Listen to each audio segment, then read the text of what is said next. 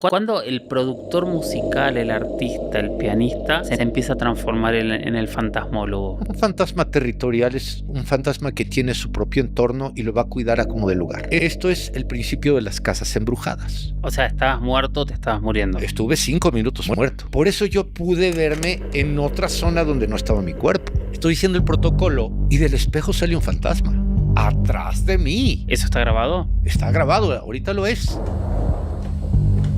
Bueno, y ahí te despertás en cuidados intensivos. Me despierto en cuidados intensivos. ¿Y te acordabas que te habías visto?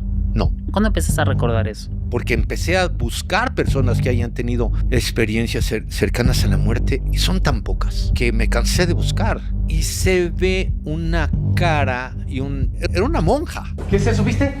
¿Viste algo? ¿Viste algo? Préndeme la luz, préndeme la luz. A ver, pero explícame cómo en ese momento no salís corriendo para el otro lado. Yo no busqué el fenómeno. El fenómeno me buscó a mí.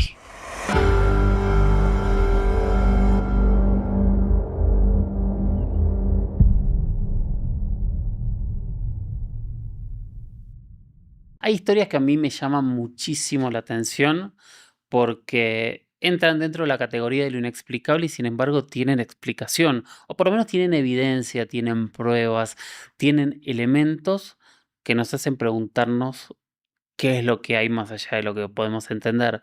Sin dudas esa pregunta se hizo David Rojas cuando se enfrentó por primera vez a un mundo que no tenía nada que ver con el propio, ¿no? ¿Cómo estás? Jorge, un placer estar aquí contigo. Ya había esperado esta charla desde hace mucho tiempo, desde que hicimos aquel programa con History Channel.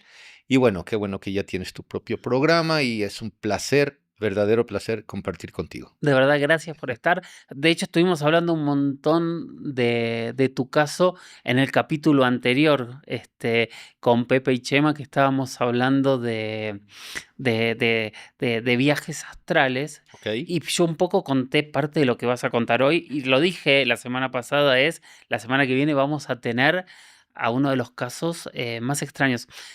¿Cuándo empezaste a creer en todas estas cosas? Digamos que el fenómeno que yo viví, no lo busqué yo. Yo no busqué el fenómeno. El fenómeno me buscó a mí. ¿Cómo empieza esa búsqueda o ese encuentro o ese hallazgo? Bueno, mira, yo soy productor artístico, soy pianista, concertista, soy capitán piloto aviador, he sido muy inquieto toda mi vida. Viví mi infancia, se podría decir, saliendo de la primaria me fui a vivir a Canadá, a Montreal. Iba por un año, me quedé 10.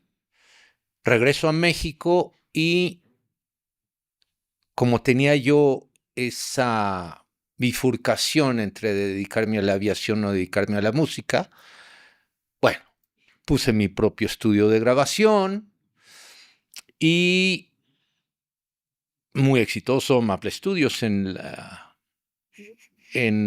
por allá por los 80s, 90s. Grabaron muchos artistas conmigo, José José, Vicente Fernández, Luis Miguel, qué sé yo, Emanuel.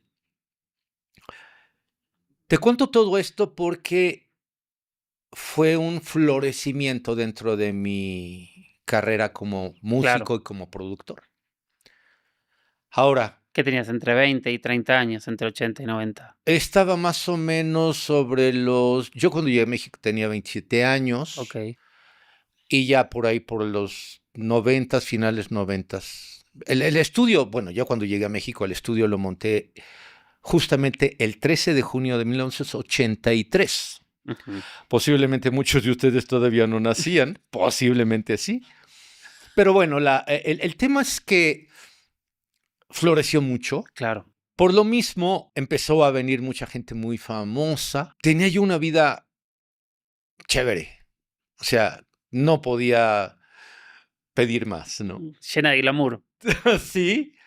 Estaba yo en los cuernos de la luna, como decimos aquí en México. Tenía un Mustang amarillo, convertible. Te estoy hablando ya trasladándolos a 1998. El estudio de grabación se encuentra actualmente en una privada, en la Ciudad Satélite, justamente frente a Plaza Satélite. Para quienes conocen la Ciudad de México y quienes no, bueno, es el noroeste de la ciudad, casi saliendo rumbo a Querétaro. Pues ya sabes, o sea, tenía Éxito, mi sí, sí. novia, éxito, dinero, fama, juventud.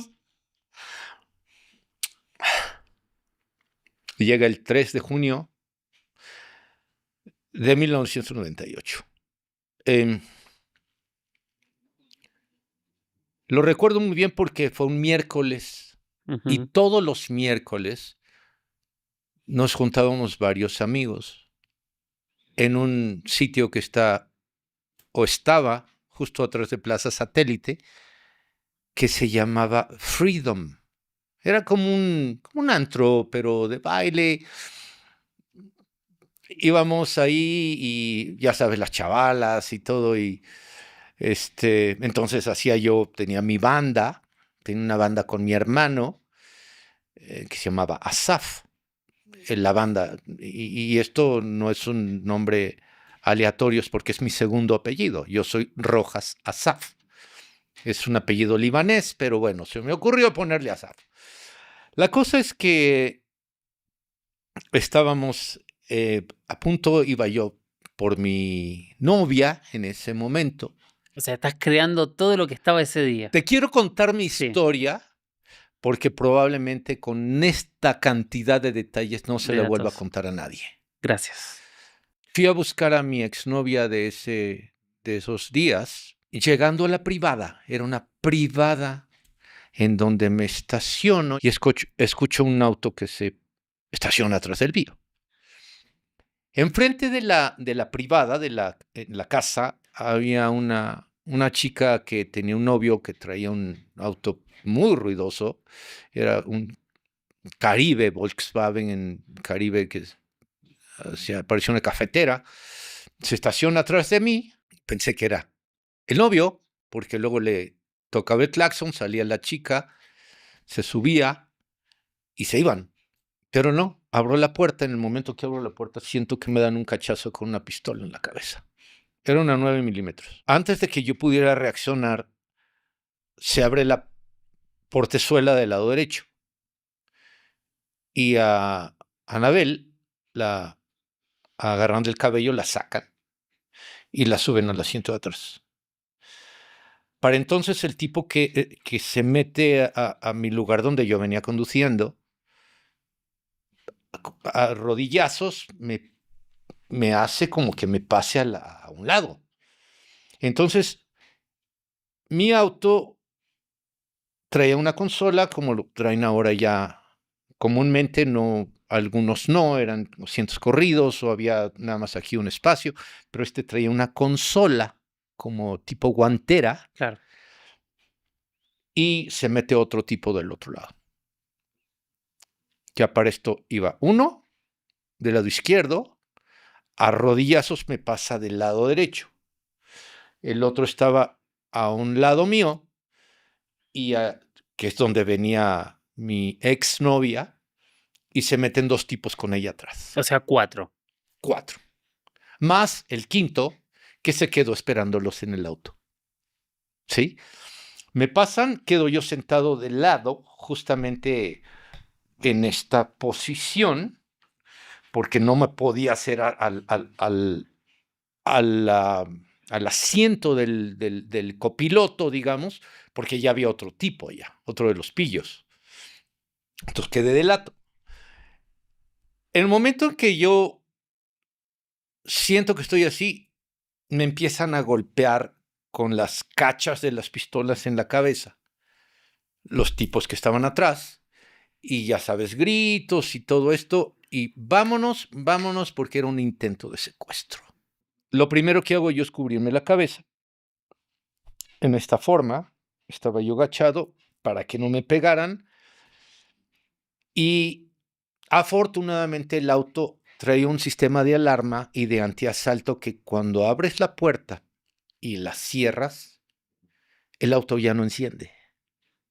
Tienes que tocar 2 puntos, ¿sí? Un botón y otra parte que estaba junto a la palanca de velocidades. Si no, no arranca el auto. No hubiera encendido. Entonces no podían echarlo a andar. Estaba chic. Entonces más me pegaban. En ese momento se baja el que se había quedado atrás. Se baja y le dice a estos tipos, ¿por qué no nos vamos? Porque te recuerdo que ahí era una privada. Claro. La única forma era echarse en reversa e irse. Entonces, ¿qué sucedía si hubiera llegado otro auto y se para atrás del de ellos? Quedan encerrados, entonces ya tenían que salir de ahí Muy cuanto rápido. antes. Bueno, la situación es que le surgía irse. Yo estoy agachado así, pues recibiendo golpes en la cabeza, y le dice, lo que pasa es que no quiere, no quiere cooperar. Dice, ¿no quiere cooperar? Saca una pistola, ¡pac! Me da un tiro. O sea, le tiro al bulto. O sea, a mí. Estaba yo así, me pega el tiro en el fémur izquierdo, en el tercio superior del fémur. La bala pasa muy cerca de la femoral y empieza el baño de sangre, ¿no? Para entonces salen corriendo, se van, mi ex sale del auto, empieza a gritar como loca, ¿sí? Y yo no sabía qué hacer. ¿Te dolía, no te dolía? ¿La adrenalina cómo No, funciona? no me dolía. Hay un fenómeno que yo sentí que es lo que sucede en casos de cuando shock. recibes un tiro. No duele. El balazo no duele. Yo creo que es tan rápido, o sea, la velocidad del proyectil es tan rápida que se adormece la zona, pero no duele, ¿sí? Entonces yo sentí como si me hubieran dado una patada en la parte del fémur y fue tan el estruendo imagínate, eran las 10, 12 de la noche. Una pistola, si no hubiera tenido hubiera estado haciendo cubriéndome la cabeza. Me dice el doctor que me atendió posteriormente que si yo no hubiera estado en esa posición, me hubiera roto el tímpano. O sea, fue un estruendo. Claro, tan cerca que fue todo. Y aparte, imagínate, hace un disparo con 9 milímetros a 30 centímetros de tu oído, pues te lo revienta, ¿no? Te rompe el tímpano.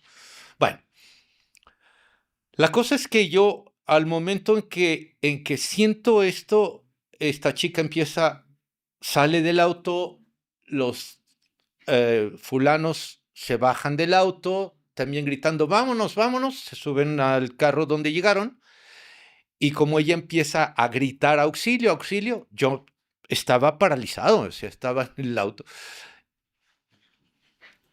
Sacan la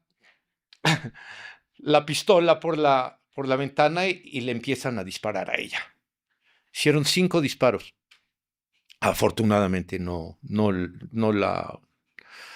pegaron. No le impactaron, pero ella pues no sabía qué hacer, ¿no? Nada más íbamos ella y yo solos, eran las 10, 12 de la noche, teníamos amigos esperándonos en el antro y yo desangrándome. Entonces, una, no me dolió. 2, empiezas a hacer cosas incoherentes. Por ejemplo, veía los chorros de sangre y hace uno cosas absurdas, ¿no? Yo estaba tratando de cachar la sangre para que no se ensuciara mi auto, ¿no? O sea, es un auto nuevo, ¿no? O sea, ¿cómo se va? Claro. ¿Cómo se va? Se voy a manchar. Se vaya a manchar, ¿me entiendes? O sea, tú dices, no. Tardaron aproximadamente como 10 minutos en llegar las ambulancias. Yo lo primero que hice, tengo un poco de conocimientos de medicina, es intentar, no en la entrada de la bala, sino en la salida, Taponar. ¿Sí? Entonces estaba yo cubriéndome así, pero también estaba tratando de que no se me manchara el auto. Me llevan al Hospital de Lomas Verdes, traumatología. Y en el momento en que yo llego,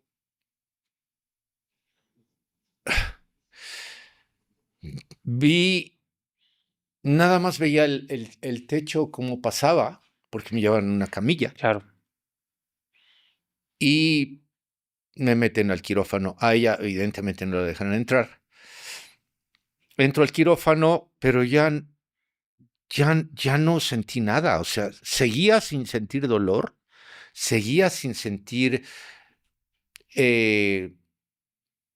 Fue entonces cuando sentí angustia. De hecho, antes de que me sacaran del auto, que fue una pesadilla, ahí sí sentí mucho dolor cuando me sacaron del auto, porque al momento que la bala impacta el fémur, hubo pérdida ósea. Sí, o sea, no es como una fractura que te caes de una moto, que te caes de esquiando, qué sé yo, que se fractura el hueso y te lo acomoden. Aquí hubo pérdida Voló ósea. parte O del sea, yo hueso. perdió parte. Mi pierna estaba 8 centímetros más corta que la otra, porque pues, el músculo jala el hueso y estaba así, ¿no? Yo no, evidentemente no me di cuenta. La situación es que cuando me sacaron de ahí, pues todas las astillas empezaron a picar nervios, músculos, todo. Ahí sí fue un dolor terrible. Posiblemente haya perdido el conocimiento porque ya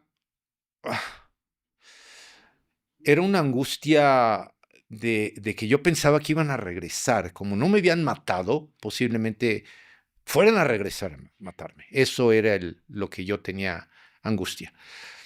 Cuando uno recibe una bala en una pierna, en un brazo es diferente, pero una pierna, en las películas se ve que van arrastrando la pierna y se van arrastrando así como que no pueden caminar, pero qué sé yo.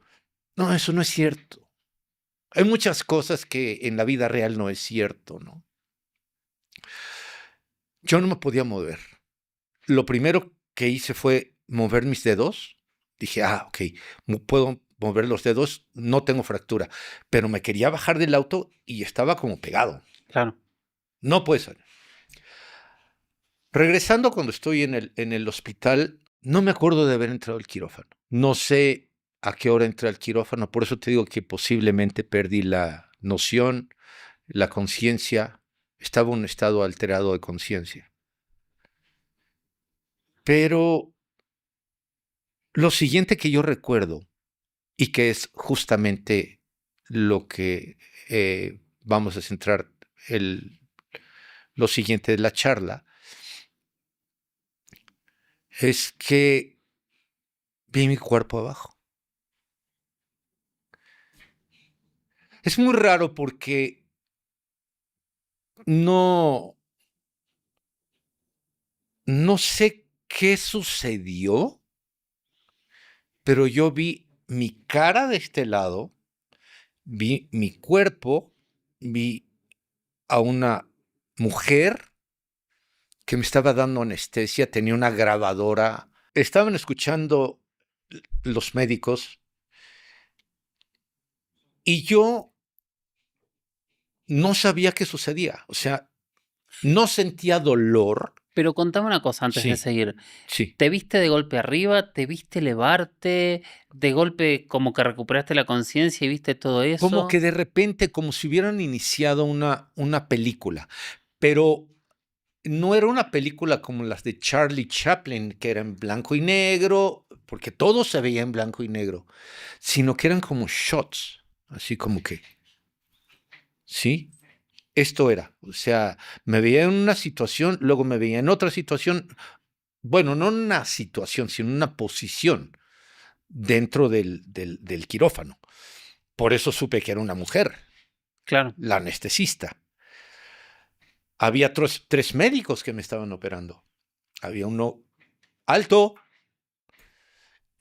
narigón, de lentes, del cabello todo hacia atrás. Junto a él había uno más chiquito, güero, también del cabello para atrás. No barba, no lentes, no nada. Y eran todos flashes. Otra de las situaciones es que cuando yo me vi abajo, es como una desvinculación. Ese viaje espiritual que tuve, digo, yo ahora lo llamo un viaje espiritual, un desprendimiento espiritual, es cuando tienes arresto cardiopulmonar, que es lo que yo tuve. Fue un arresto cardiopulmonar. Mi corazón se detuvo. O sea, ¿estabas muerto o te estabas muriendo? Estuve 5 minutos muerto. Estaba muerto clínicamente. En el momento que te veías, estabas muerto. Estaba muerto. Pero justo cuando eso sucedió, fue cuando tuve ese arresto cardiopulmonar, que duró 5 minutos terrestres. ¿Por qué le llamo terrestres? Porque dentro de ese mundo espiritual el tiempo y el espacio no existe. Por eso yo pude verme en otra zona donde no estaba mi cuerpo. Claro. Cuando hay un arresto cardiopulmonar, los médicos entran en un código que se llama el código azul. El código azul es cuando entra el periodo de resucitación. No tienes respiración, no tienes, entonces te empiezan a revivir. Justo ahí es en donde tuve esa experiencia cercana a la muerte. Pero mi cerebro seguía teniendo actividad. Por eso es importante saber cuándo es el tema de la muerte, cuándo está uno muerto. Para estar totalmente 100% muerto, tiene que estar muerto el cerebro. Cuando tienes un arresto cardiopulmonar, ¿Arresto sería lo mismo que un paro? que un paro, Ok. correcto. El arresto es cuando no hay actividad pulmonar, no hay actividad Cardíaca. cardíaca, pero sí existe actividad cerebral. Cuando hay muerte cerebral y existe todavía la actividad del corazón y del pulmón, es cuando está en estado vegetativo. O sea, estás vivo, pero no estás vivo. No funciona. O sea, Sí, ya no hay vuelta atrás. no hay vuelta atrás. Ya. Entonces, hubo posteriormente yo lo estudié, Jorge Luis, de que hubo un proyecto en los Estados Unidos y en Gran Bretaña que se llamaba el proyecto AWARE. Ujú. ¿Sí? El proyecto AWARE viene del inglés aware, que es estar alerta. Y es de si hay una conciencia después de la muerte. Esto solamente lo han podido experimentar las personas que hemos estado tan cercanas a la muerte. Yo estuve tan cerca que si el tiro hubiera sido medio milímetro hacia arriba y más hacia el corazón, me hubiera perforado la arteria femoral. Y te desangrabas en el auto en 2 minutos. 3 minutos. ¿Sí? O sea, a los 3 minutos tenemos 5 litros de sangre en el cuerpo. A los 3 ya empieza a darte somnolencia, y es justamente de lo que mueren las cornadas de los toros y los toreros y todo eso, de la arteria femoral. Bueno, Una pregunta, ¿y eras consciente? ¿Qué recordás de tu conciencia mientras te mirabas? siento que sí fue conciencia. Algunas personas, sobre todo escépticos, me dicen, posiblemente tú todo eso lo imaginaste por estar en estado de shock, qué sé yo. Digo, ok, si yo lo imaginé y todo eso del famoso túnel que ves y que avanzas hacia el túnel, hacia la luz, hacia los familiares fallecidos, eso no lo puedo avalar, ¿eh? Hay algunas personas que sí me comentan, porque empecé a buscar personas que hayan tenido experiencias cercanas a la muerte, y son tan pocas, somos tan pocos, que me cansé de buscar. Cuando yo estaba consciente, y sé que estaba consciente, que no me lo imaginé, es porque, ¿cómo sabía que el anestesista era mujer? Si estaba anestesiado. Si tuve un paro, un arresto cardiopulmonar, ¿Cómo supe? ¿Cómo supe del cirujano en jefe, que era narigón, que tenía se peinaba de tal forma, que estaba a un lado? ¿Cómo sabía que había un tercer médico que nunca nadie más pudo explicarme? El aparato de música, porque podrías escuchar la música, pero ver ese aparato. Exacto. Sin embargo, hubo muchas otras cosas que no escuché. Posiblemente ese nexo emotivo que tenía yo con la música es lo que me hizo darme cuenta. ¿Y estabas nervioso, asustado? No, estabas, ¿cómo era tu sensación en ese éter, por decirlo de alguna manera? Es una desvinculación. O sea, ¿te cuenta cuando tienes encendido un DVD Ujú. o una videocasetera, los que vivimos la época de la videocasetera y tienes una televisión?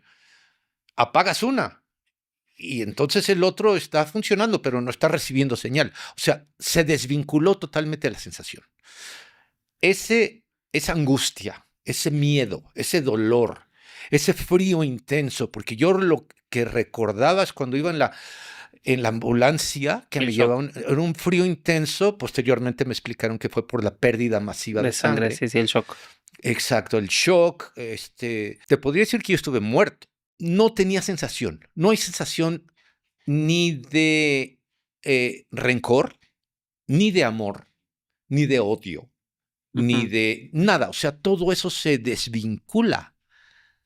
Eso sí te lo puedo decir. Y justamente de este proyecto Aware era, dejando las situaciones religiosas a un lado, era ver si una vez que estás desenchufado, o sea, no hay actividad cerebral, no hay actividad corpórea, el cuerpo, ¿qué te podría decir? Continúa un cierto proceso, como hay algunos que dicen que continúa el cabello creciendo, que continúa el sentido del oído, de que las uñas también siguen creciendo. Incluso ha habido casos en donde sí me han charlado de esto, y es más común de lo que tú crees, de cadáveres que se incorporan en el velorio, no en el funeral.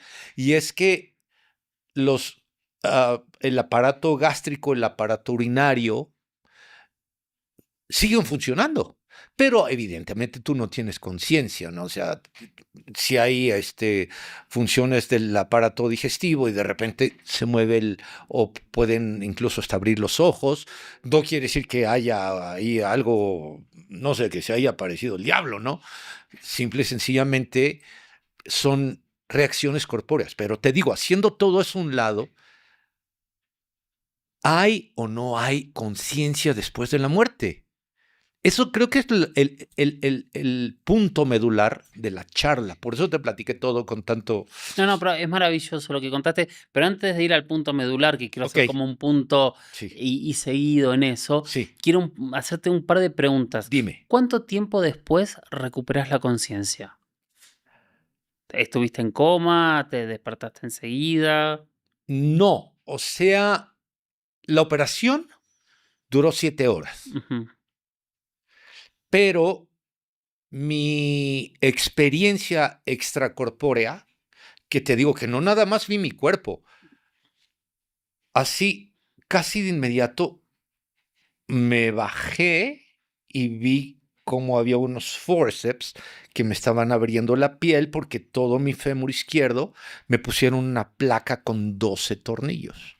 Entonces yo vi cómo estaba abierto, vi el cuerpo, el hueso destrozado, la masa muscular, el, la sangre, o sea, todo eso lo Todo vi, eso lo viste. todo eso lo vi. Te digo, fueron como shots, Sí. así. Pero sí recuerdo cómo estaba roto mi fémur. Pero no te fuiste de esa habitación. ¿Perdón? No te fuiste de esa No me habitación. salí de la habitación. Como que toda mi conciencia, si le podemos llamar conciencia, estaba concentrada en lo que me estaba sucediendo a mí. no lo que pasaba allá. Pero sin preocuparte, no era que decías, uy, qué grave, no sé, me No estoy había muriendo. preocupación. Te digo, yo lo estaba viendo como si le hubiera sucedido a otra persona. Sabía que era yo. Pero no estaba consciente de que yo hubiera tenido ese desprendimiento. No lo tienes, o sea, no Claro. eres consciente. ¿Qué fue lo que sucedió después de haberlos reconocido los médicos, de haber visto mi pierna, después de haber visto el quirófano? Lo siguiente fue un impacto de dolor muy fuerte. Estaba temblando y ya estaba yo en la sala de cuidados intensivos, que es a donde te llevan después de una operación. Bueno, y ahí te despertás en cuidados intensivos. Me despierto en cuidados ¿Y intensivos. te acordabas que te habías visto? No. ¿Cuándo empezás a recordar eso? Horas después, cuando vi al doctor Eduardo Mesa, que fue el primero que me fue a ver, y no sabía cómo se llamaba, pero le dije, gracias, doc. ¿Cómo iba a saber que yo lo conocía? O sea, era una persona, podía haber sido un enfermero, podía haber sido una enfermera, o sea, no me dijo nada, me auscultó, etcétera. Estuve ahí varias horas, yo creo que me durmieron de nuevo porque estaba en una especie como de aletargado. Sí. Pero ya después que empecé a charlar con él, fue cuando llegué a la conclusión de que él había estado en mi operación, de que el otro doctor, el doctor Alegre, estaba también en la operación, y le pregunté por el otro más chaparrito. Y fue cuando me dijo que no, que nada más había 2 personas operándome. Y de la doctora, sí, posteriormente sí supe que había sido una doctora, El anestesista. anestesista, correcto. Pero eso fue lo que sucedió. Algunas personas me preguntan también sobre si había visto a los familiares fallecidos, sobre ese famoso túnel que te Sí. digo. Que me decías que no. No. ¿Y cuándo le contás esto por primera vez a alguien?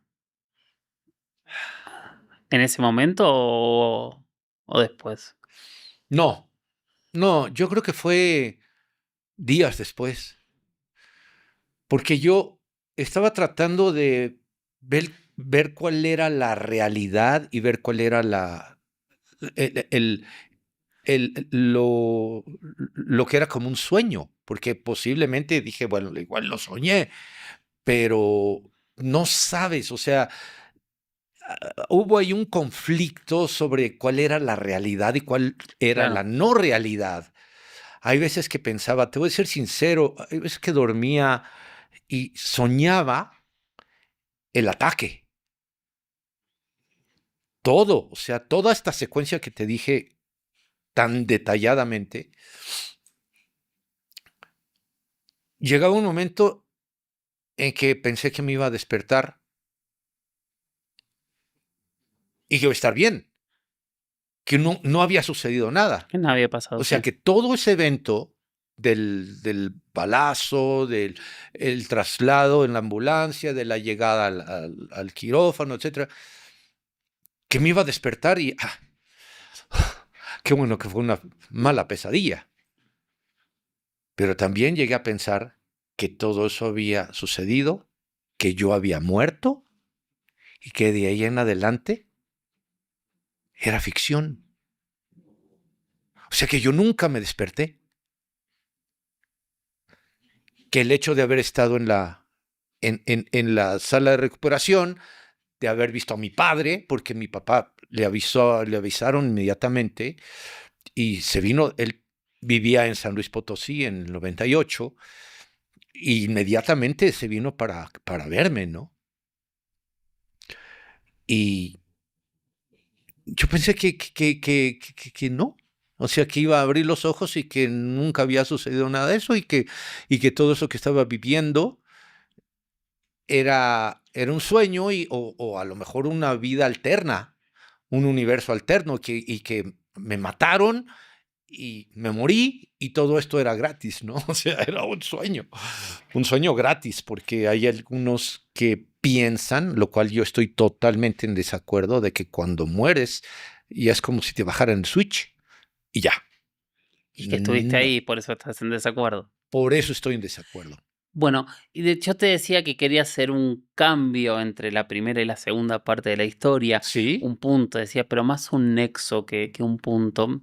Y es cuando yo conocí tu historia, que venía investigando y trabajando muchas historias. En ese momento estábamos haciendo Inexplicable, era para el capítulo de... Fue para Predestinados a no morir, si no me falla la memoria. ¿De cuál, perdón? El tuyo, salió en el capítulo de Predestinados a no morir, ¿no? No, creo que fueron Muertes extrañas, no. panteones y historias en México, sí. Ah, ok. Justamente, de fantasmas, Panteones y leyendas mexicanas, a sí. mí me tocó hacer, como bien sabés, miles de estas entrevistas a lo Sí, largo lo de sé. todo el continente. Y yo me encontré con algo y que cuando yo empecé a conversar contigo aquel día en esa casa en Las Águilas, Sí. me sorprendí muchísimo. Porque yo encontré un patrón que no es mío, porque obviamente son investigadores que lo han encontrado mucho antes que yo, que toda la gente que ha tenido experiencias cercanas a la muerte Sí. ve más allá de lo que vemos el resto. ¿Cierto? Y cuando vos me contaste tu caso, fuiste una de las confirmaciones más grandes de eso. Ves más allá de lo que vemos el resto. Tengo sensaciones y sensibilidades diferentes. Tengo una afinidad Ujú. muy, muy marcada en tener encuentros con seres espirituales. A partir de ese momento. A partir de... Me gustaba antes el tema paranormal, pero dentro de mi carrera artística, incluso dentro de lo que hice yo dentro de la aviación, me decían, oye, si tú eres productor, o sea, eres pianista, yo daba conciertos en teatros y en eventos, tenía mi banda y... ¿Qué andas haciendo metido en casas embrujadas buscando muertos? Era una pregunta muy común y mucha gente me dice, ¿por qué lo haces? Y volvemos a la primera pregunta que me hiciste, Jorge Luis. Yo no busqué el fenómeno me buscó a mí. Esos canales que se me abrieron perceptivos me dan la facilidad de tener, no contactos, porque no tengo contactos, pero de estar y de presenciar fenómenos de carácter sobrenatural o de carácter paranormal. ¿Cuál es el primero que empezás a buscar? Muy buena pregunta. Creo que el primer contacto que yo tuve con el mundo paranormal fue por medio de una psicofonía. Esta psicofonía se dio en mi estudio de grabación. Después de... ¡Antes! Ah, ok. Esto fue en el 90. Estaba yo grabando lo de Asaf, que te decía yo con Alejandro, mi hermano. Estaba yo con mi ingeniero, yo, productor. Estaba mi ingeniero Eric. Estaba mi hermano cantando. Entonces, bueno, ya sabes, chavos, nos gustaba grabar en la noche, empezamos a grabar a las 10 de la noche, terminamos a las 5 de la mañana. Ahorita ya no aguanto ese ritmo de trabajo, pero en ese entonces sí. Y está cantando mi hermano y de repente dice, bueno, traemos los audífonos y yo estaba oyendo acá y dice, oye, párale, porque estoy escuchando una voz que está tarareando la misma tonada. Luego, a ver si vamos a escucharlo. Entonces, echamos la cinta para atrás y se pone el play, le ponemos el solo al canal de la voz y efectivamente se escucha una voz de mujer que está tarareando la misma tonada de lo que estábamos grabando. Eso fue en 1990. Antes. Sí. Pero después del 98, ¿cuál es la primera? O sea, salís del hospital, me imagino que habrás tenido meses y meses de rehabilitación, 4 el, años de rehabilitación. bueno, meses, Pero bueno, años. sí, sí, sí. ¿Cuándo el productor musical, el artista, el pianista, se empieza a transformar en el fantasmólogo? Todo fue a raíz de esta experiencia tan fuerte. En ese entonces empezaba el internet. Ujú. Yo me acuerdo que en esos entonces yo tenía un fax, que era lo máximo en ese entonces. 1998, imagínate. Tenía un amigo que estaba en Los Pininos con el internet, que por cierto se tenía que conectar por el teléfono. Tenías que marcar un número y luego y empezaba, ya te conectabas y era un show completo, ¿no? Bueno, y me dice, ¿por qué no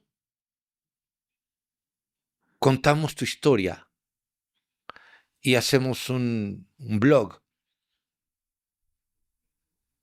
¿Ok? Una página. Y pues la ponemos para que lo vea la gente.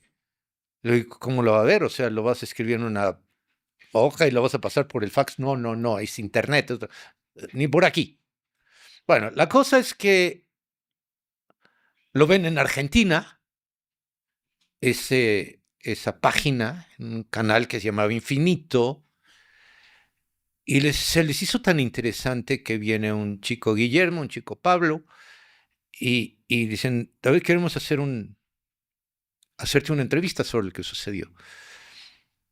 Entonces fue cuando yo vi que, además de la música y de todo esto, vi que empezó a llamar mucho la atención lo que es el tema de la vida después de la muerte, o el tema espiritual, los fantasmas, qué sé yo. Entonces ellos fueron los que me dijeron, nos hablaron de un sitio en la colonia tal, en donde hay un caso de una aparición. ¿Puedes acompañarlo? Digo, pero es que yo no soy vidente. Es más, con todo respeto, yo no creo mucho en los videntes. Creo en las personas que tienen sensibilidad. Yo por eso te digo, yo no soy vidente, no soy lector de la suerte. Me han hablado mucho, yo tengo un fantasma en mi casa, puedes ir a sacarlo. Pues no. Ni soy exorcista, ni soy ni algo de desalojos en casa, qué sé yo. Pero llegamos a ese Pero lugar. fuiste. Fui. Y no nada más eso, llevamos equipo, llevamos cámara y se logró captar situaciones raras. Lo primero que yo traté de hacer es de investigar si no había sido una broma, un truco hecho por parte de las personas que vivían ahí. Y no, era algo real. Entonces fui cuando empecé a dedicar más mi tiempo a buscar sitios que tuvieran actividad paranormal. ¿Pero qué te pasó con eso? Vas con esta gente, Sí. me imagino que mucho tampoco creías, empezás a ver cosas. ¿Qué te le pasa a tu cabeza cuando empieza a ver que las cámaras registran cosas que no están? Mira, y no nada más que las cámaras registran algo que no está ahí, sino que unas cámaras sí y otras no. Aunque estén orientadas hacia el mismo sitio, ¿por qué unas sí, otras no? ¿Por qué unas los ven, otras no? Es algo que queda dentro de lo inexplicable. Yo te podría decir que hago unos ciertos protocolos para poder tener un encuentro con lo paranormal. Sí me he dado cuenta que cuando yo he ido a ciertos lugares, hay cosas extrañas, cosas extrañas. Incluso te podría decir que ahorita estamos charlando y posiblemente cuando lo vean en postproducción o cuando lo vean al aire o cuando sé yo, se van a dar cuenta de que hay algo que a lo mejor tú y yo no nos notamos en el momento. Sabés que nos está pasando bastante. Hay muchos comentarios en muchas de las entrevistas, ¿no, Mau? Que dicen que hay cosas que están viendo, cosas que escuchan. Está pasando bastante eso. Imagínate que me pasó toda la vida también. Sí. Pero bueno, te cambia la cabeza. ¿Qué fue lo que viste? ¿Qué? ¿Te acordás qué es lo primero que ves? ¿Era Ghetto o era... ¿Qué programa era? Era lo primero que yo vi tal cual como algo sobrenatural, no fue en ni siquiera fue grabado. Incluso los encuentros con fantasmas que yo he tenido, con espíritus, no los tengo documentados. Fíjate. Pero tenés un montón de documentación también. Sí, Tenés una mucho. cantidad de videos que no se pueden creer. Creo que he tenido tantos encuentros con seres sobrenaturales y paranormales que muchos se han grabado, como por ejemplo el de la Dama de Blanco. De la Dama de Blanco es Es impresionante. impresionante porque hubo dos eventos y una psicofonía en la misma ¿Eso investigación. dónde fue? ¿Cómo fue? Eso fue en el cementerio de Tepoztlán, en donde fuimos a investigar una leyenda de una mujer de blanco. Es como la leyenda del charro negro, como la leyenda de la Llorona, como la leyenda de las momias de Guanajuato. Se da la Dama de Blanco que ustedes están viendo justamente ahora. Y hubo varias que fueron sumamente impactantes. ¿Escuchaste algo? Otra que también me llamó mucho la atención y que yo creo que fue de las primeras es cuando estaba haciendo un protocolo, porque cuando llegas a una casa embrujada, llamámosle embrujada o encantada o con actividad paranormal, pero aquí en México le decimos casas embrujadas, ¿no? Aunque no haya brujas. Estoy diciendo el protocolo y del espejo sale un fantasma atrás de mí. ¿Eso está grabado? Está grabado, ahorita lo es. Estoy yo sentado haciendo una meditación. Yo soy católico, soy creyente. Es más, siempre que hago un programa, siempre que voy a hacer una investigación, llevo un punto de apoyo. Es mi punto de apoyo. Evidentemente, muchos de los que ven tu programa pues pueden ser musulmanes, pueden ser judíos, pueden ser, qué sé yo, de alguna otra religión, ¿sí? Budistas, qué sé yo. Y no creer en Jesucristo. Pero siempre hay un punto de apoyo. Hay ese ser supremo que es el que rige en nuestras vidas. Sea cual sea. Sí, está claro. Sea quien sea. Bueno. No estabas Yo haciendo tengo la el mío. meditación. Correcto. Estoy haciendo la meditación y ese fantasma pasa y me pasa a un lado.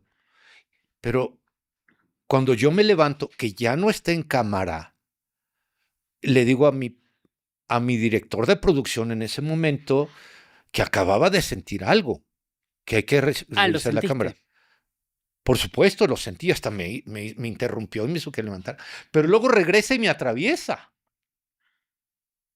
No lo vi ya de regreso. Es más, no se ve en cámara, lo sentí. Es una sensación cuando ese fantasma me atraviesa, porque es totalmente espiritual, pero la sensación es como cuando pasas una telaraña. No sé si te ha tocado llegar a un sitio donde hay arañas, telarañas, Sí. y llegas a atravesar una telaraña, sientes así como raro, ¿no? O sea, se siente, pero no lo ves. Así es lo que sentí cuando me atravesó ese fantasma. Esa es una de las experiencias más fuertes que he tenido. Lo estás viendo ahora. O sea, no hay forma de que sea trucado, no es inteligencia artificial. Siento algo muy, muy fuerte. ¿Dónde andas? Acabo de sentir algo fuerte aquí. ¿Y dónde es? Esto fue en el Estado de México por, déjame te digo, esto fue por un sitio que se llama Santa Mónica. Y fuiste porque te decían que el lugar estaba... Sí, que tenía actividad paranormal. Yo para hacer una investigación, en primer lugar tengo que pedir que todos los habitantes de la casa, si está habitada, pues que no haya nadie que contamine. Porque, que se vayan. Sí, luego hay mirones ahí y ya sabes, están asomando y viendo, o el niño llorando, no se puede. Tiene que estar totalmente. Y cuando son lugares deshabitados, hay que pedir permiso por escrito, sí, porque no me gustan las sorpresas de que te metiste a algún lado sin permiso, qué sé yo. Bueno, no me gusta hacer investigaciones en lugares donde no están controlados, como por ejemplo en carreteras, en senderos así, que puede haber actividad. Hay mucha actividad. Recuerdo de un sitio en una carretera donde me decían una persona que maneja tráileres que en cierta época del año veían una procesión de personas que iban al lado de la carretera y no había nadie. O sea, era así como una procesión de fantasmas. Hay varias anécdotas que he escuchado que muchas son demasiado fantasiosas y otras que sí rayan en la realidad. Este fantasma no había, te digo, forma de que fuera una broma o algo montado por los habitantes de la casa. Otros de los más impactantes que yo tuve, que justamente es cuando tuve esos encuentros con fantasmas tan fuertes, fue en una hacienda. En una hacienda en donde, fíjate qué curioso, en la época de la Revolución, rumbo de México hacia los Estados Unidos, bueno, uno se va por Querétaro, San Luis Potosí, Matehuala, Saltillo, Monterrey, Laredo, y era un camino muy transitado por los revolucionarios porque iban por armas. Claro. Entonces, justamente la Dama de Blanco se aparece muy cerca del Palacio del Virreinato, que es uno de los lugares del virreinato que no están en la Ciudad de México, sino que ya están en el Estado de México. La cosa es que en esa ex hacienda hubo cualquier cantidad de fechorías de los guerrilleros, ¿no? Revolucionarios. Entonces entraban a las haciendas y robaban, violaban, qué sé yo. Una chica, no sé, 16, 18 años, cuenta la leyenda de esa zona, que antes de ser atacada, violada, violentada, asesinada, se cuelga de un árbol. Cuando yo voy a esa hacienda, te recuerdo, y respondiendo a tu pregunta, cuando voy a un sitio es porque ya hay antecedentes. Claro. Sí, o sea, yo no nada más aquí, por ejemplo, en este edificio puede haber antecedentes de fantasmas. Y por eso te digo que algo, pongan atención, porque algo puede suceder. Estás sintiendo algo en este momento, porque ya es la segunda vez que lo decís. Sí, sí. Es un edificio antiguo y posiblemente tenga historia por ahí. Entonces, fíjate lo que sucedió. En este lugar donde se cuelga la chica, ¿sí? Decían, bueno, posteriormente de que ya terminó la revolución, pasan varios años, y decía el velador de la hacienda que veía el cuerpo colgado de la chica. En la noche. O sea, él estaba haciendo el rondín y estaba el cuerpo de la chica colgado. Cambiaban velador, seguía. Cambiaban velador, seguía el cuerpo colgado. ¿Cómo le vamos a hacer? La solución más fácil, cortamos la Cortamos el rama, árbol, es lo que te iba a decir. cortas la rama y se acabó, ¿no? Pues cortan la rama, está la rama cortada y el cuerpo se sigue apareciendo. Sin rama. O sea, literalmente Flotando. flotando. Voy a esa hacienda y hubo un fenómeno que se llama bilocación. O sea, que yo no nada más lo vi, sino que capté al fantasma en 2 sitios al mismo tiempo. Está la cámara, como lo están viendo ahora, a la entrada de la hacienda.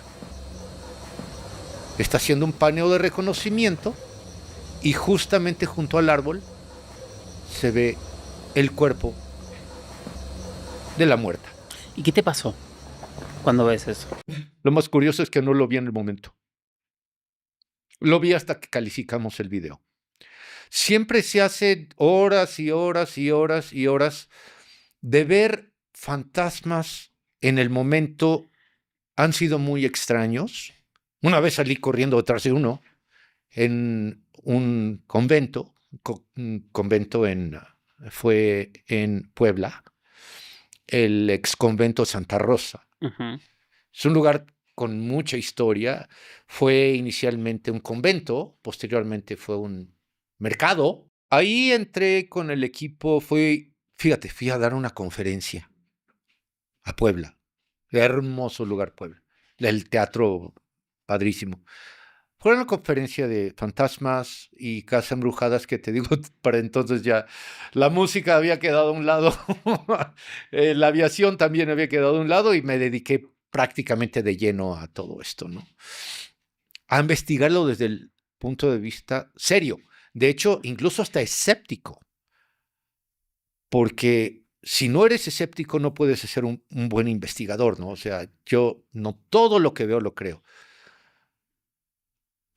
Entro a este convento y se escuchan rezos. Eran las 2 de la mañana. O sea, imagínate, yo estaba cansado, traía... Mi equipo de producción no crea que son así como que 20, ¿eh? Cuando mucho entran 2 o 3 personas conmigo. Claro. Sí. Entre menos personas contaminen la escena, mejor. Bueno, escucho rezos en una de las celdas y entro y se ve clarísimo, ahorita lo estás viendo, cómo hay un... ¿Qué pasó? Mira, ¿qué pasó? No manches, güey. ¿Qué pasó? Un ser etéreo que estaba como arrodillado de repente Alguien estaba aquí en casa. No, hombre, sí. y se va. Pero eso otra vez en Lo cámara. vi. Ah, lo viste. Ese sí lo vi. Entonces, cuando vi que era como, no era humo, era como algo transparentoso, pero era antropomorfo. O sea, tenía forma de persona. Sí, claro. Sale y se funde en la pared. Yo volteo y le digo a mi producción, síguelo. Y ¡pum! Nos cierran la puerta. Nos dejan encerrados ahí. Uno de los que estaban allí nos abre, salimos corriendo, bajamos una escalera y se ve una cara y era una monja. ¿Qué es eso? ¿Viste? ¿Viste algo? ¿Viste algo? Préndeme la luz. A ver, pero explícame cómo en ese momento no salís corriendo para el otro lado. Fíjate, eso es una de las cosas, muy buena pregunta. Yo no sé qué sucedió a partir de ese encuentro con lo espiritual. No sé si estos espíritus tienen una afinidad conmigo para presentarse conmigo, porque me dicen, oye, ¿por qué a todos lugares donde vas sales con videos de fantasmas? No es cierto. No es cierto. Yo empecé a investigar el fenómeno paranormal en el año 2000. Todavía no nacía mi hija. Mi hija nació en el 2005. Pero, a ver, no, preguntaba eso porque la gran mayoría saldríamos corriendo para el otro lado. Sí. Pero, bueno, ves a la monja. ¿Cómo era la monja y qué investigás después de esa historia? Justamente eso iba. Yo empecé a buscar, digamos que a buscar el fenómeno en el 2000, o sea, 2 años después del ataque. Sí. O sea, todavía cojeando y con rehabilitación. Sí, de hecho yo estuve 6 meses en silla de ruedas, estuve Con andador. con andador, luego con muletas, luego con bastón, etcétera. Bueno, en ese entonces pues yo no podía correr, pero iba con mi equipo de producción que me ayudaban y era muy diferente a cómo es todo ahora, ¿no? Ahora, para tener una cámara con night vision, o sea, para visión nocturna, pues también costaba un ojo de la cara y no cualquiera lo tenía, no cualquiera tenía los métodos. Y veo ese fantasma, esa monja, y aparte de cuando yo veo, empiezo a correr hacia donde, porque no podía correr, pero empecé a cojear y a caminar hacia donde ¿Hacia estaba dónde estaba? Al hacia donde encuentro. estaba. Hace esto el fantasma y sube por una escalera. Entonces yo empiezo a subir por la escalera, pero ¿qué crees? Que la escalera topaba con una pared. Híjole, pero te juro que se subió, ¿eh? Aquí hay un nicho, no hay nadie. Mira, aquí no se puede, la puerta está cerrada. ¿Cerrada? Tiene llave. Y aparte aquí hay un barandal. Eso es uno de los fantasmas que yo pude ver en el momento. ¿Por qué esa afinidad? ¿Por qué esos fantasmas me buscan? Pero antes de que respondas esa pregunta, Sí, ¿averiguaste quién era esa monja? ¿Averiguaste si había alguna historia atrás? había una historia atrás. A mí me decían de ese sitio del convento de Santa Rosa en Puebla, que era una monja que la habían maldecido. Era una monja maldita.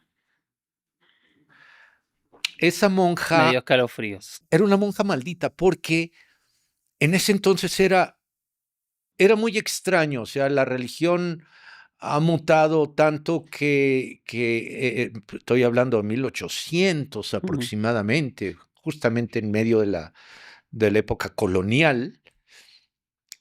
Los conventos, como tú sabes, son claustros de mujeres y los monasterios son claustros de monjes. Sí. Entonces hay monjas y monjes, pero las monjas no se les permite dar misa.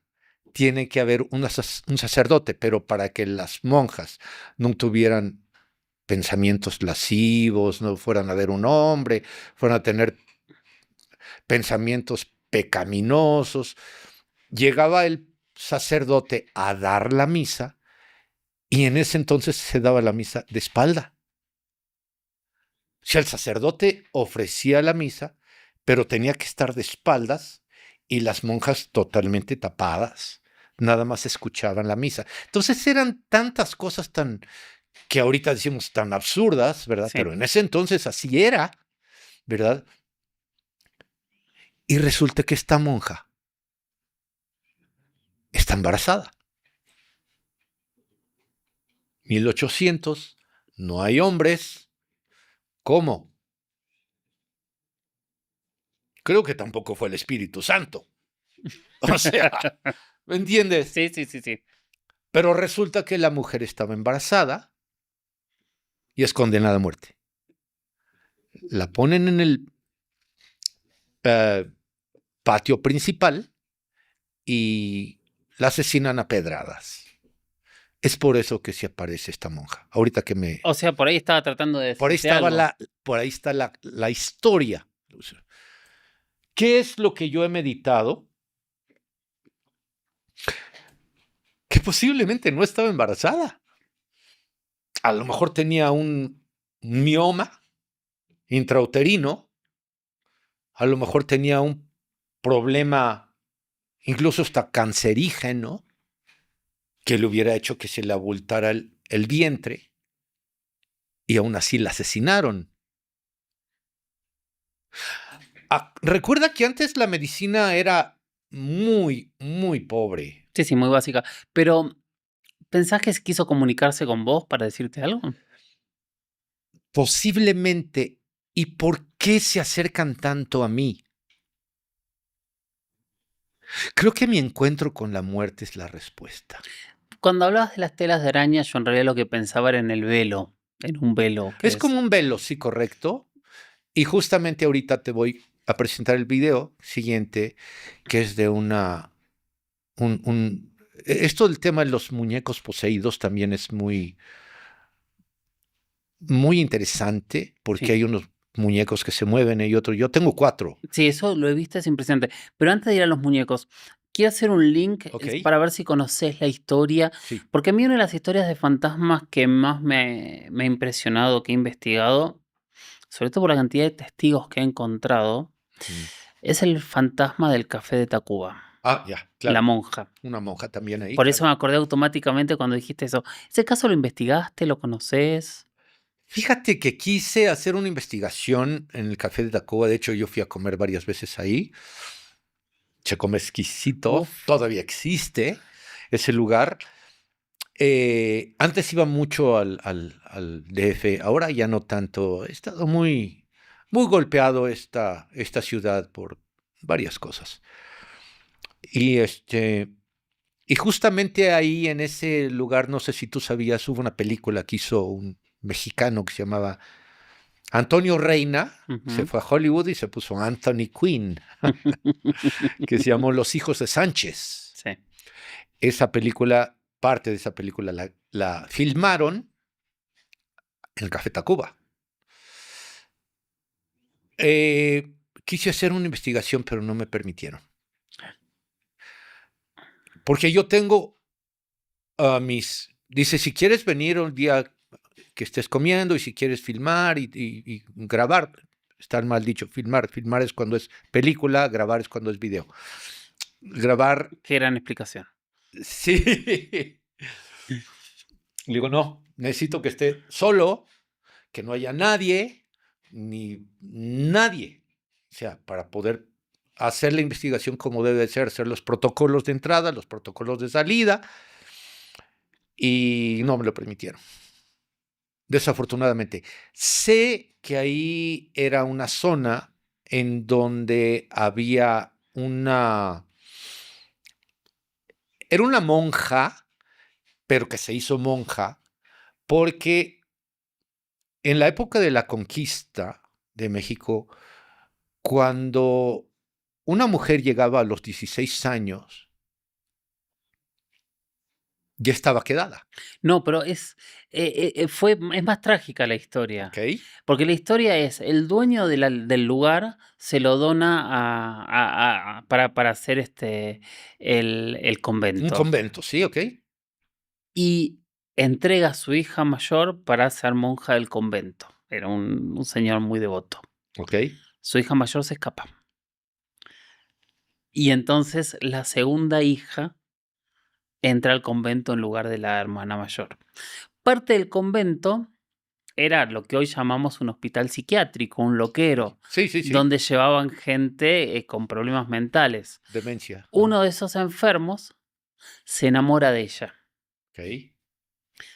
Obviamente ella no corresponde a ese amor y la termina matando.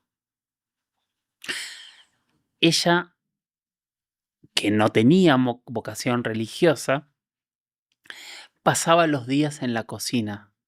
Y lo único que le hacía feliz, según cuentan hoy las leyendas, vaya a saber uno si esto es así o no, era cocinar.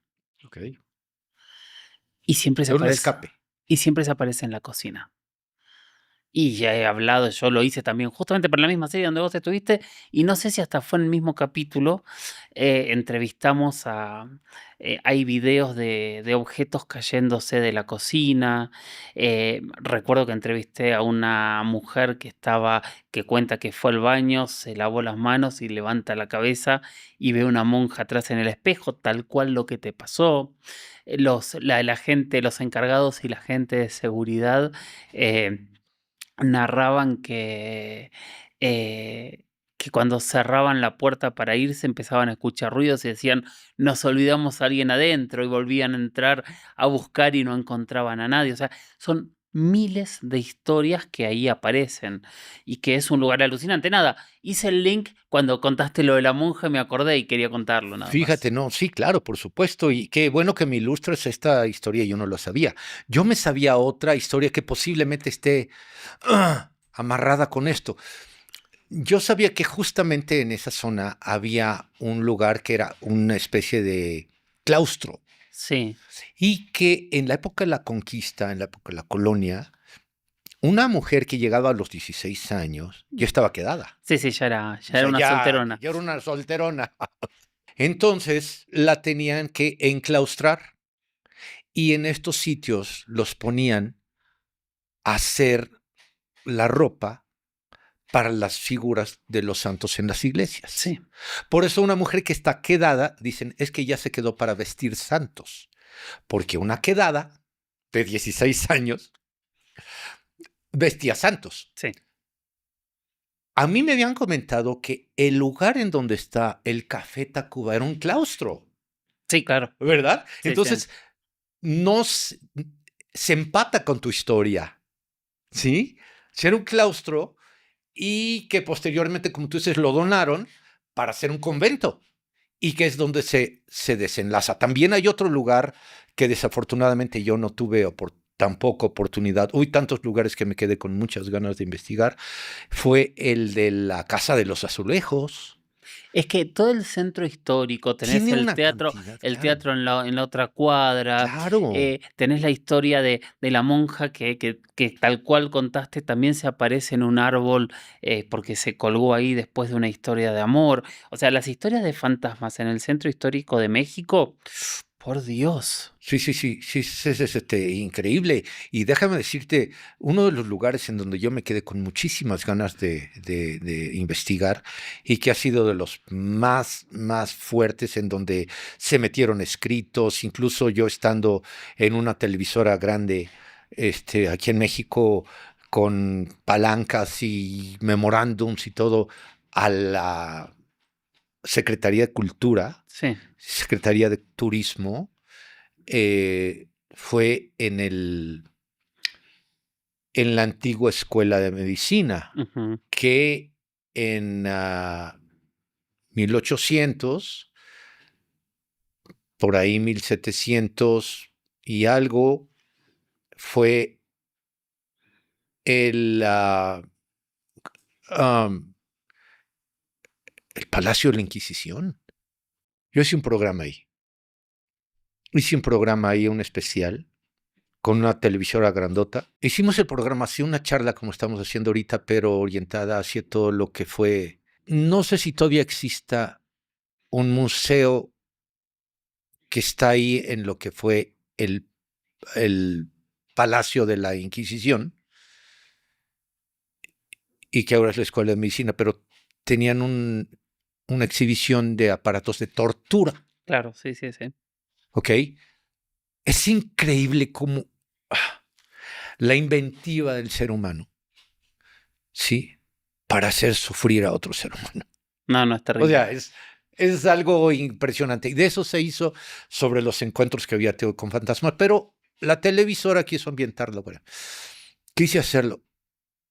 Ahí hubo un fantasma que se presentó al aire. En el momento en que estábamos nosotros hablando, se vio una figura que pasó atrás de nosotros. Y no había absolutamente nadie. Fue allí, en el Palacio de la Inquisición, fue cuando dije, yo tengo que hacer una investigación aquí, pero no en el vestíbulo, o sea, donde es el paso de los turistas. No, ir a En las profundidad. catacumbas, en donde se hacían todas estas torturas, en las celdas, en donde incluso, no sé si tú conoces la historia de la mulata de Córdoba, es la leyenda de la mulata. Bueno, dicen que en una de las celdas están dibujado con, bueno, no dibujado, con un pedazo de carbón en una de las paredes, en donde la mulata de Córdoba pinta ese mar y ese barco en donde se escapa de los inquisidores. Pero nunca me dieron el permiso. Han sido tantos lugares, ahorita que estabas hablando sobre el tema de tantos eventos sobrenaturales que se dan en México. Y yo quiero nada más hacerte un paréntesis sobre el tema de cómo de cómo estos espíritus se pueden grabar en video, de justamente un ser inanimado que yo dije, bueno, primeramente, yo no soy muy partidario de las posesiones. De hecho, hasta ahorita no me ha tocado ver un solo caso de una persona poseída. Ujú. No. O sea, el hecho de que estén diciendo groserías, estén revolcando en la... qué sé yo, no quiere decir que estén poseídos por un espíritu, pero de que un ser espiritual puede hacerte cambiar un comportamiento, en eso sí, Obsesión. posiblemente. Y también me decías hace rato, antes de empezar a grabar, que te llevaste un fantasma a tu casa. Sí. Y no nada más me lo llevé, sino que me quitó totalmente mi hipótesis de los fantasmas territoriales. Hay fantasmas errantes. ¿Cuáles son los errantes y los territoriales? Te lo voy a explicar muy rápido. Un fantasma territorial es un fantasma que tiene su propio entorno y lo va a cuidar a como de lugar. ¿Okay? Esto es el principio de las casas embrujadas. Llega una familia a una casa, una casa evidentemente con actividad paranormal, van a hacer lo posible por sacarte.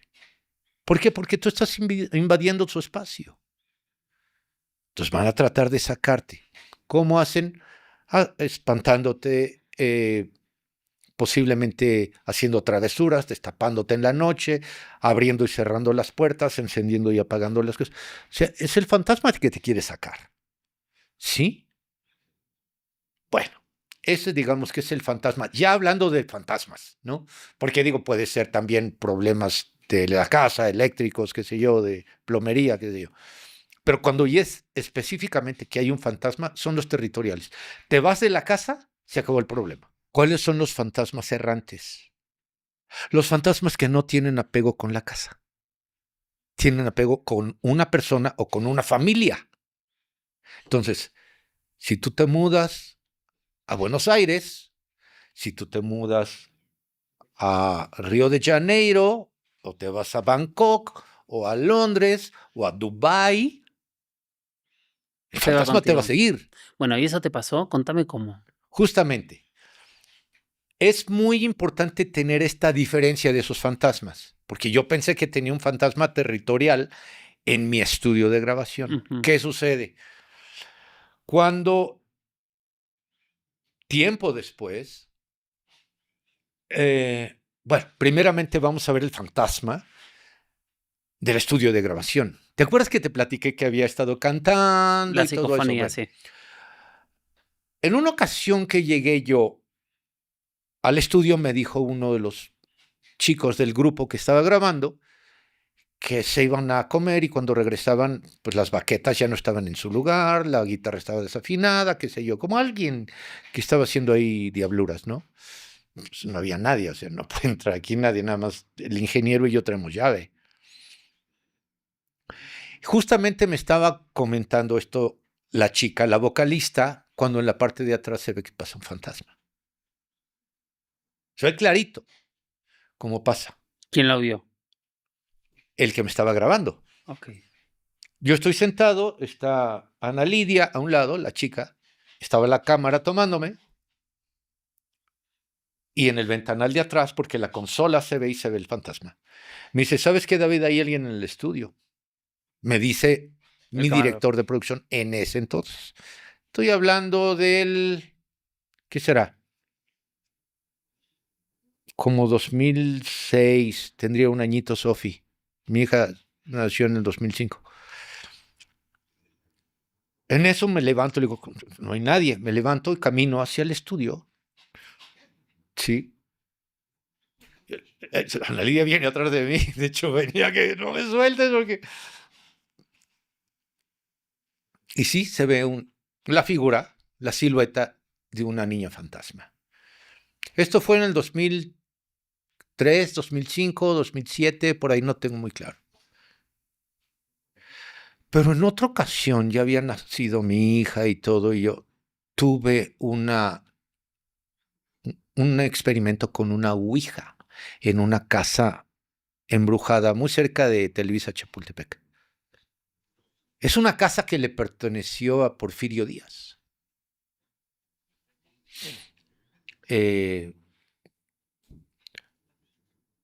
y expresidente dictador en México hace años, que cuando lo sacaron del poder, porque duró muchísimos años en el poder, la casa se la regaló a uno de sus lugartenientes.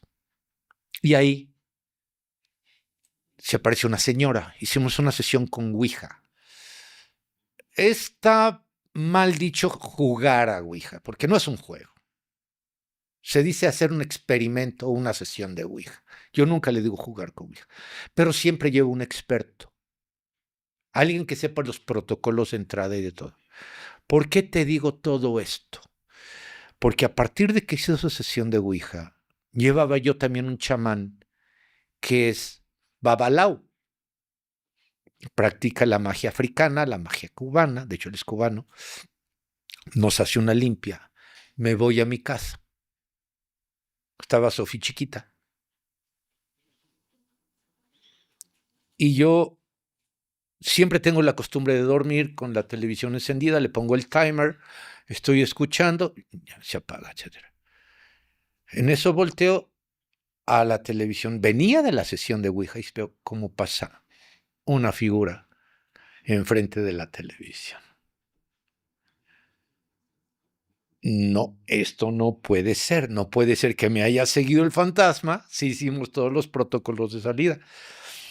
Y yo lo mismo, te digo lo que tú me dijiste. O sea, cualquier persona normal, yo creo que yo no soy tan normal, ven un fantasma y corren al otro lado. No, yo corro hacia donde está el fenómeno. Si ahorita vemos un fantasma aquí, yo corro y lo agarro. Bueno, lo quiero agarrar porque no lo puedo agarrar. Nadie lo ha hecho. Debo agarrarlo y ponerlo en la maleta del auto y llevártelo a tu casa, ¿no? Es absurdo eso. Y empecé a hablarle y decirle, ¿qué me sigues? No quiero que estés aquí. Estuvo en casa como, sin temor a equivocarme, perdón. Yo creo que debe haber sido con una presencia constante como un mes, donde se presentaba constantemente. Incluso hasta tengo un perrito que se llama Fantomas y tiene una percepción increíble, ¿no? O sea, voltea y le empieza a ladrar de repente a lugares en donde no hay nadie. Bueno, ¿cuál fue la evidencia? Ahorita te la voy a mostrar. Estaba yo en la parte de abajo de la casa y de repente, bueno, Sofía tiene la costumbre de que aunque ella tiene un baño en su habitación, cada habitación tiene su baño propio y tiene un vestidor. Pero como estaba más chiquita, no, pues me voy a bañar y a peinar y a todo a la habitación de mi papá, aunque Sofía ya tiene su habitación. Bueno, se venía para acá y como somos ella y yo solos en casa, estaba ella secándose el cabello, etcétera, estaba más chiquita. En ese entonces, pues no tenía celular, tenía un coso que se llama iPod y empezó a tomar fotos alrededor. Pues, ¿qué crees? Adentro de la regadera se ve que hay una niña parada. ¿Y cómo se fue? No se ha ido. Ahí sigue. Ok. Ahí sigue. Durante un tiempo fue una presencia constante. Esta fotografía, un amigo que también le gusta mucho y escribe, es escritor y ha tenido encuentros con seres paranormales, sobrenaturales. Me dijo, acabo de sacar un libro nuevo. ¿Crees que puedo usar la fotografía de tu hija para ponerle en la portada del libro? Ahorita la estás viendo ahí. Se ve perfectamente bien. Y yo digo que es una niña porque tiene más o menos la misma estatura de una niña de Claro. 10, 12 años. ¿Sí? Pasa una semana, pasa posiblemente un cierto tiempo y es justo cuando estaba haciendo yo con la idea de hacer mi podcast en casa. Está Sofi ya con un celular. Después te digo, de cierto tiempo, baja la escalera porque le iba a enseñar a sus amiguitos en la escuela los lugares en donde iba a ser el foro. Y se ve la niña fantasma 2 ocasiones. Una, atrás de mi piano, y se ve que no hay ningún tipo de corte. Y otro, en donde está, digamos que, mi baúl de los recuerdos. ¿Sí? Es como una zona donde tiene piedra volcánica y todo eso es la fantasma. Yo supongo, de hecho, no supongo, estoy seguro que es la misma la niña del estudio, y se llama Andrea. Y ahí sigue. ¿Por qué sabes el nombre? Porque me lo dijo la persona que le vendió la casa a mi papá antes de que fuera mi estudio. Esa casa era de mi papá. Mi papá me la heredó, posteriormente la convertí en estudio y él se lo compró la casa a un arquitecto aquí en Circuito Ingenieros, en Ciudad Satélite, y él le contó la historia de Andrea. Andrea era una chica que había vivido ahí, había fallecido también de una... no fueron tanto como causas naturales, pero tampoco me podría atrever a decir, ni tampoco tengo el conocimiento de que haya sido algo violento, ¿no? O sea, qué sé yo, pero sé que murió ahí. ¿Qué es ser fantasmólogo? Ser fantasmólogo es tener un estudio sobre fantasmas, sobre seres espirituales de carácter inexplicable y dar tus hipótesis, aunque sean subjetivas. No puede haber nada objetivo hasta que la ciencia no lo tenga, no puedan agarrar un fantasma, lo puedan meter a un laboratorio. Entonces, mientras tanto, todo va a ser subjetivo. Pero déjame decirte que ese término de fantasmólogo yo lo acuñé, yo lo inventé en el 2001, cuando empecé un programa que se llamaba Viva la Mañana en televisión.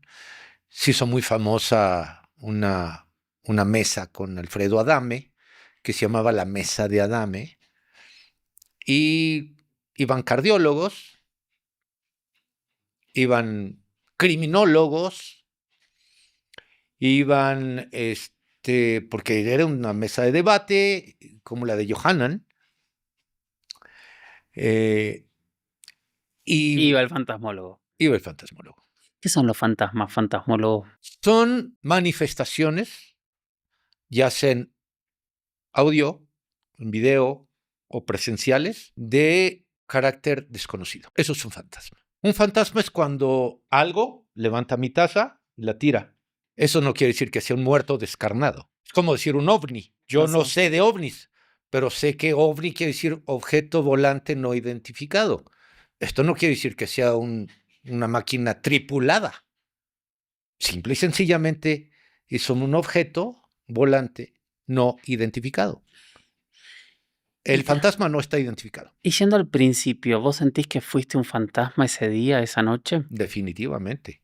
En el momento que yo fui un ser espiritual con conciencia, sin sentimientos, ojo, pero tuve la conciencia de ver qué había alrededor, eso me convirtió en fantasma. Me imagino que debes tener miles de historias más. Sí, muchas más. Creo que podemos hacer un programa larguísimo tú y Por yo. eso, vamos, sí, yo sé que vos no querés hacer muchos programas, pero yo te voy a invitar una segunda vez porque aparte nos quedó los muñecos y muchas otras historias. Sí, claro, sobre todo te quiero mostrar un muñeco, una muñeca, en donde se ve justo el momento en donde un fantasma, un ser espiritual en cámara, cómo se mete adentro de ella.